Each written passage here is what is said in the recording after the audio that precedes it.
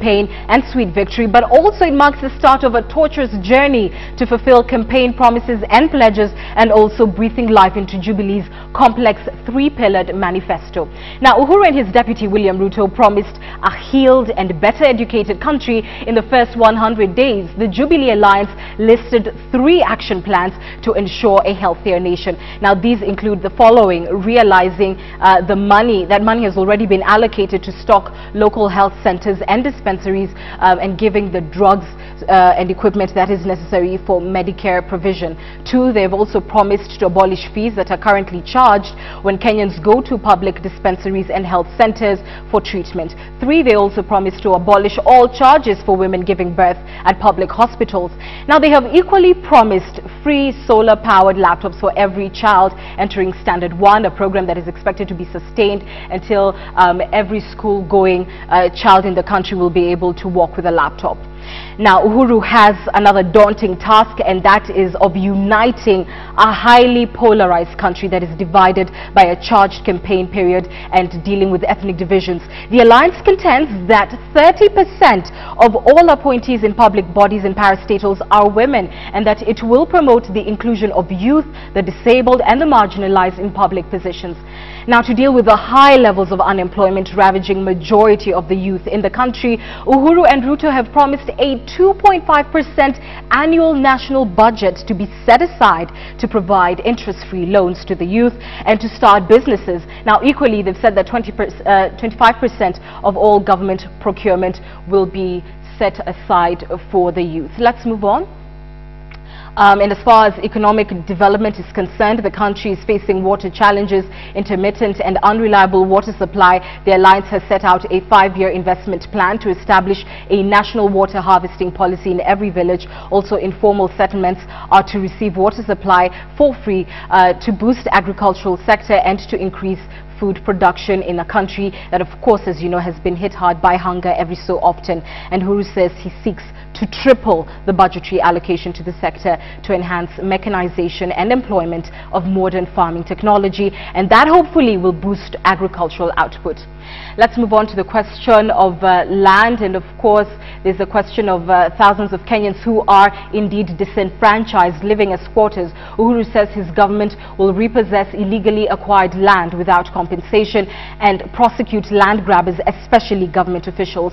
Uhuru's first term will be judged, of course, on the transformation process and progress that will be made, and ensuring that these issues that he promised to deliver on will trickle down to the rest of the country. And joining me now here in studio to help just give us more perspective on whether or not all these pledges, all these plans that are very elaborate will be possible is Karevi Muremi. He is an economist. Thank you so much for coming in this evening. It's always good to host you. So we've seen he's promising to abolish, maternal health costs, that being for women who are giving birth in hospitals. He's saying he's also going to abolish fees that are currently charged when Kenyans go to access healthcare in public facilities. How feasible is this? The promises which are listed by the Jubilee in the Health Manifesto are actually borrowed direct from Vision 2030. So in terms of feasibility, those ones will be achieved because they are already budgeted and included in what we call the next 5 years medium-term plan of government. You recall that they took their manifesto to Treasury, and what they were trying to tell Treasury indirectly is to cross-check the items that are in the manifesto against what are already included in the government medium-term plan projections. So in terms of health, all those promises he has mentioned are already inbuilt into the medium-term plan. If you could just explain how it is that public facilities which already are underfunded will be able to continue to run their clinics if people will not be paying. So what kind of budgetary increase are we talking about to the health sector to make it possible? Well, what basically is in the what we call the budget details is that every local authority, which in our case now will be a county government, has been earmarked to have some certain funds to cater for health facilities based on the population inside that county. So the projections under the what we call the bigger picture of the Ministry of Health are such that they are spread to meet the expected population need per county. Now, Kenyans need to know that we already have what we call a fund for health, which is allocated for each of the district health hospitals, and that fund is given similar basis like CDF is also allocated, the same way things like LATIF are allocated, the same way school bursary funds are allocated. So what I think they were basically telling the voters is that that whole allocation process, which indirectly was happening without the voter being involved, the voter is now being made aware that these are funds which are out there, and when you go to the hospital, you should ask for these particular facilities because the government has already put the money to their hospitals. All right, let's move on to the question of food security, which was also a major component of the Jubilee manifesto. They're talking about increasing the amount of land that is under mechanized farming, and also talking about tripling the budgetary allocation to agriculture. I know this is certainly a move that is welcome. I believe even Kenya has international obligations in as far as their commitment to agriculture is concerned. The concern would be that at the same time we're trying to create employment, and yet we're saying we're going to be putting land under mechanization. How do you resolve the two? On the one hand, provide for food security, but on the two, not rob Kenyans of job opportunities? I think the first thing is to start with what was their promise in the campaign trail. The mechanization concept was not too much to do with the employment solution. It was to do with an inflation solution. If you remember, I think it was Honorable Ruto trying to explain to Kenyans that will bring enough output in terms of food production to a level that will be able to bring down the price of food so that the ordinary person can feel the impact of raw prices. And the concept of now increasing the output is where the word, what we call mechanization, was coming in. Now, coming back to your other question, in the process of mechanizing, it does not mean you cannot create jobs. All what it means is that the jobs you create will be on a second level. They will not be on the original level, which is basically what we call the ordinary jebe type of farming. It will now be drivers, it will be people who can repair those tractors. More skill-based employment. So you still create employment, but on a second level.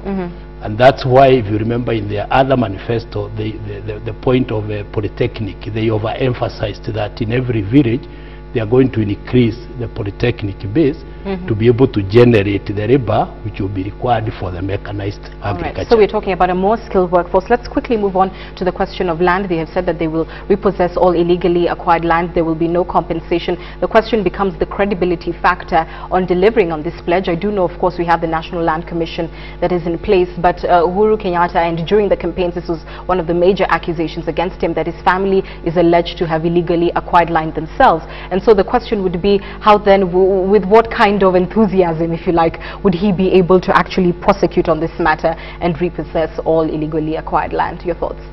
I think the first thing we need to do is to agree that once you have stated something in the manifesto, that manifesto is in the public domain. It's no longer a confidential document.